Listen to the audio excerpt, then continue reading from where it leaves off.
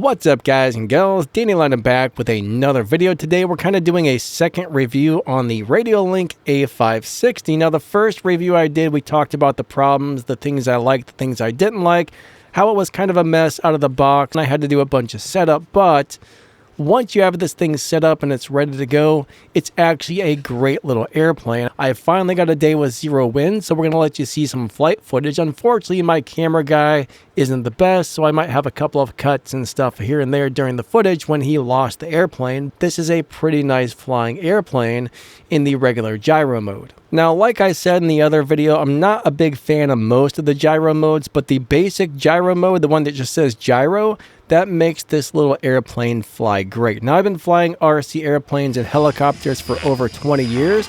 I'm more of an RC helicopter guy. I basically flew competition level RC helicopters, and you know, they're amazing, but I just get these little foamy airplanes for fun, something nice and relaxing to fly around. And that's exactly what they are. They're slow going, they're easy paced, they're just, you don't have to worry about spending hundreds of dollars when you crash something like this. You just pick it up and you keep flying, which is why a little airplane like this is awesome. It's just nice, relaxing, easygoing, and super fun to fly. But let's go ahead and get this thing up in the air. After the flight footage, I'll give you my final thoughts and opinions on how this thing flies on a good day without wind, and we'll also talk about how it flies when you're in a windy day.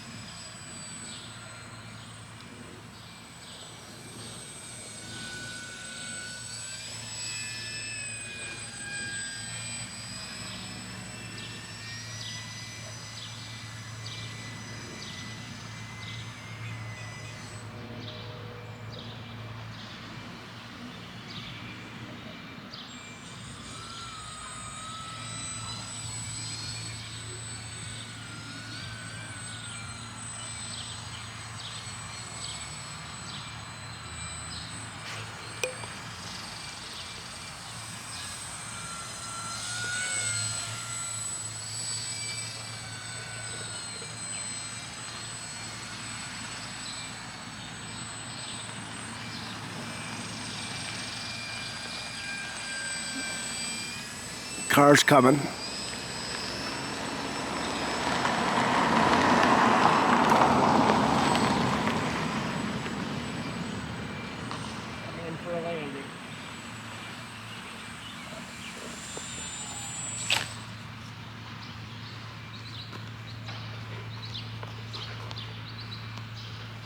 Alright, so as you can see, this airplane has no problem flying in a very small space. Now, if you're a new pilot or you're not an experienced flyer, I would definitely make sure you take it to a big wide open area where there's not a bunch of trees or obstacles or things that you can hit. Don't risk it. You don't want to lose it in the tree or damage somebody's property. I mean, this little thing is so small and so lightweight, it's probably not going to damage any property, but you never know. You run full speed into somebody's window or something. Don't risk it, right? Always fly safe. If you're not an experienced pilot, take precautions, fly in a big wide open area. And definitely don't fly around a bunch of people, especially if you don't know what you're doing. Now, my neighbors know that I fly my airplane and my little FPV drone around, so they don't seem to mind. The one guy, he loves looking out the window and watching the airplane fly. I mean, there's a lot of times where I'm flying that little drone. He's like, hey, when are you going to bring the airplane back out? Just don't go flying over random people's private property, because some people will get very upset. Other people may not mind, but just don't do it unless you know it's okay. My little local park I have down the street, nobody's there. It's just a big open field. There's some people who go around the walking track, but nobody's out in the field, so it's a safe place to fly. So make sure you're flying in a good safe place, especially if you're inexperienced. But this plane is more than capable of flying like in a gymnasium indoors in a very small area if you're an experienced pilot. Of course, when there's no wind, this little thing flies crazy good in the regular gyro mode. I mean, it is just smooth. It's easy going. You can fly around really slow. It just flies really, really nice. Now, when there's wind,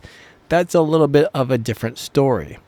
Now, the other day, I've been flying in 5 to 10 mile per hour winds, maybe like 5 to 12 mile per hour winds, and that wasn't too bad. You're kind of fighting it a little bit. It makes you work for it, right? You still got to work to fly it when there's a little bit of wind, but I did fly it in some 15 to 20 mile per hour gusts, and it didn't go so well. You are really fighting the wind. It crashed a few times. So if it's a really windy day, you don't really want to take this thing out.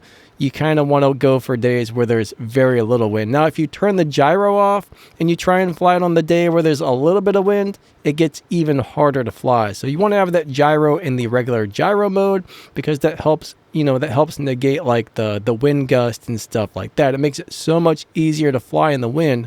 Remember, small airplanes are squirrely. They just don't do well in the wind like the big aircrafts. Now, down at my local flying club, a lot of guys used to have me fly their big 30-40% planes. I mean, those things were huge, and everybody wanted my opinion on how stuff fly. I mean, I'm not really the world's greatest airplane pilot. I mean, I'm mainly focused on, flying 3D on the helicopters, but on the airplanes, I just do some basic, nice, easygoing sport flying. But most of the guys down at my flying club always wanted my opinion on how their airplanes flew. So I've got to fly all kinds of huge and monstrous planes, but personally, I like flying these little foamy airplanes better than those big planes. Big planes that cost like, I don't know what, they got $8 grand, $5 grand, $10 grand or something into some of these huge planes.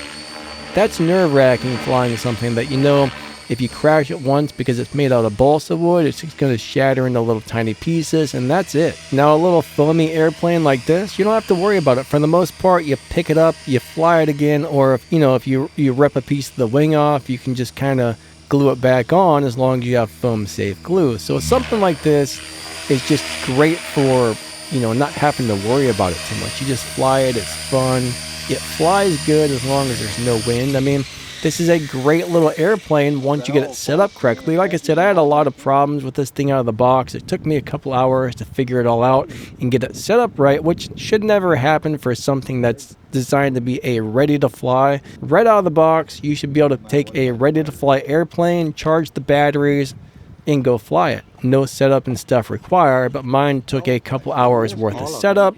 Once I got it figured out and, figured out how the gyro worked and everything else, I was able to get it set up, and now it's flying great. But it was kind of a nightmare for the first couple of hours that I owned it.